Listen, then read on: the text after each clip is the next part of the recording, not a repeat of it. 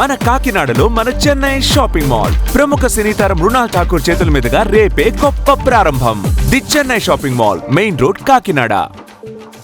మధ్యతరగతి కుటుంబం, తల్లిదండ్రులకు చేదోడుగా ఉండే కుమారుడు, అంతా సాఫీగా సాగుతున్న జీవితాలు. అనుకోని ప్రమాదం ఆ కుటుంబాన్ని చిన్నాభిన్నం చేసింది. ఎదిగొచ్చిన కుమారుడు జీవోత్సవంలా మంచానికి పరిమితం కావడం ఆ తల్లిదండ్రులను కుంగదీసింది.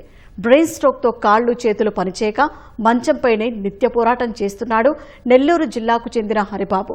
20 ఏళ్లుగా దుర్భర జీవితం అనుభవిస్తున్నాడు. దివ్యాంగులకిచ్చే 15,000 రూపాయల పింఛన్ కల్పించాలని హరిబాబు తల్లి ఆవేదన వ్యక్తం చేస్తున్నారు. 47 ఏళ్ల వయస్సు, మంచానికే పరిమితమైన జీవితం.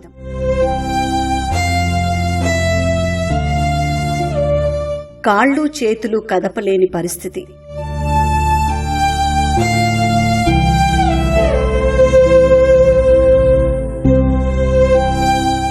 ఏడు పదుల వయస్సు తల్లితో సేవలు.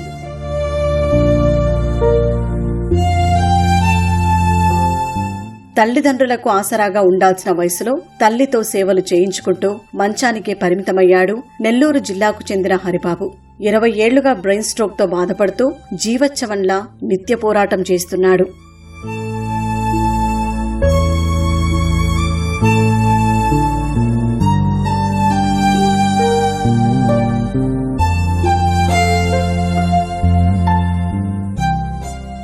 నెల్లూరు జిల్లా పొదలకూరు కాకాని నగర్కు చెందిన కోడూరు సుబ్బారావు, కమలమ్మ దంపతులు కొయ్య పని చేసుకుంటూ జీవనం సాగిస్తున్నారు.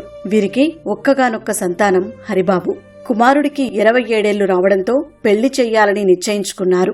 వివాహ ముహూర్తం కూడా ఖరారు చేశారు. అప్పుడే పెను ప్రమాదం ఆ కుటుంబంలో విషాదం మిగిల్చింది. ఓ రోజు రాత్రి ఒక్కసారిగా కళ్లు తిరిగి పడిపోయాడు హరిబాబు. ఆసుపత్రికి తరలించగా బ్రెయిన్ స్ట్రోక్తో నరాలు దెబ్బతిన్నాయని వైద్యులు తెలిపారు.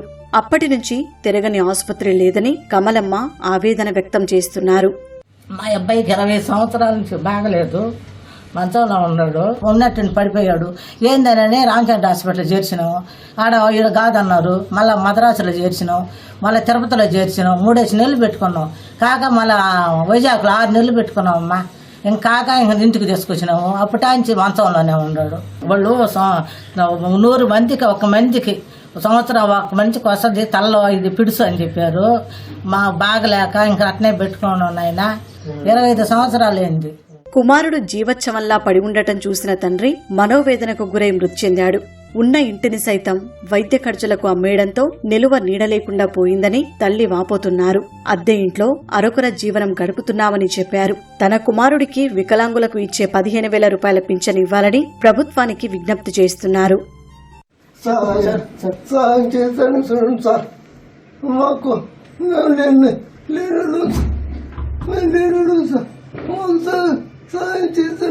సార్. దాతలు దయచేసి మాకు సాయం చేయండి, సాయం చేయండి, సాయం చేయండి సార్. 12 రోజులు నేను ఆయన పెళ్లి కుదుర్చుకున్నాము. ముహూర్తాలు పెట్టుకున్నాము. పత్రికలు అన్నీ కొట్టించుకున్నాము. ఇంకా చేతికి వచ్చిన బిడ్డ పడిపోయాడు. ఆయన అట్నే ఉండి ఆయన కుచిచ్చి ఆయన చచ్చిపోయినాడు. సొంత ఇల్లు అమ్ముకుని చేరినాము. ఇల్లు కూడా మా లేక ఒక ఆయన కాడ అభిమానం పెట్టుకొని తెచ్చుకొని పెట్టుకొని ఉన్నాం. మమ్మల్ని చూడాల్సింది మేము చూస్తున్నాం. అంతా మంచంలోనే.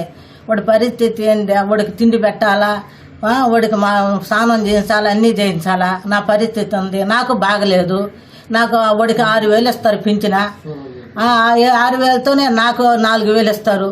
వాడితోనే ఒకరోజు తిని ఒకరోజు తినక అట్టున్నాం నాయన. మా పరిస్థితి మంచంలో ఉండే వాళ్ళకి 15,000 ఇస్తున్నారు అంట నాయన. 15,000 లేదు, ఏమీ లేదు, 6,000 ఇస్తున్నారు నాయన. మా పరిస్థితి మేము చూస్తే నానా బాధలు పడుతున్నాము. మాకెవరు లేరు దిక్కు. మేము దిక్కులేని వాళ్ళం అయిపోయినాము నాయన. మా పరిస్థితి మాకెవరు చేసేవాళ్ళు లేరు. ఇంకా మీ దయ నాయన 15,000 రావాలని కోరుకుంటున్నాను.